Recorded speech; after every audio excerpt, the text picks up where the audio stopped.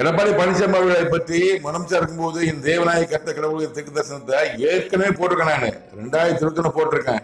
Episode 29 part 1 14/11/2021, episode 29 part 2 12/11/2021 2 episode போட்டிருக்கேன். நான் இப்ப திரும்ப போறேன். நான் எலெக்ஷன் தான் போறேன். நான் அப்பயே சொல்லிட்டேன். நான் அப்ப 2017 எலெக்ஷன் முடிஞ்சு போச்சு.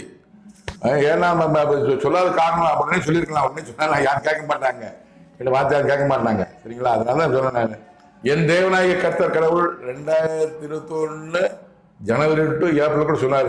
சொன்னாரு எடப்பாடி பழனிசாமி ஆட்சி மாற்றம் ஏற்படும், 11 நீக்கப்படுவான், ஆட்சி நகர்த்தி போடுன்னு கரெக்டாக சொன்னாரு.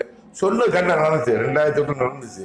இதை ஏன்னா அப்ப நான் சொல்லலைன்னா, நான் சிறையிலிருந்து வெளியே வந்தேன். நான் 12 ஆண்டுகள் சிறையில் இருந்தேன். நான் செய்யாத குற்றத்திற்காக 12 ஆண்டுகள் 1900 சிறைவாசியாக சிறையில் இருந்தேன். நான் சிறையிலிருந்து வந்த 3 ஆண்டுகளுக்கு எந்த குற்றம் செய்யக்கூடாது.